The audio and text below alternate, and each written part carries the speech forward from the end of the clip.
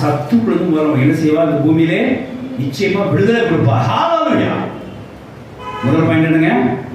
சத்துக்குள்ள நமக்கு விடுதலை கொடுப்பா. அது தேவன் நம்ம வைத்தது நினைவுல ஒன்று. இரண்டாவது பாயிண்ட், உயிரோடுக்கும் நாளெல்லாம் பயமில்லாமல் பரிசுத்தத்தோடு நீதியோடு. ஹalleluya.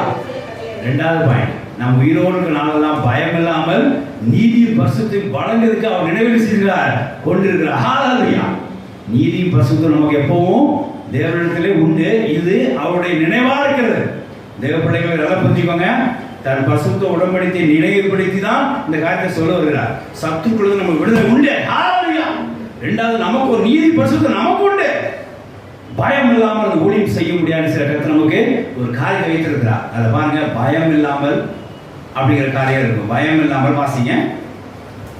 சத்துக்களின் கையிலிருந்து நீங்க விடுதலையாக்கப்படுவீர்கள். அடுத்ததா உயிரோடு நாளெல்லாம்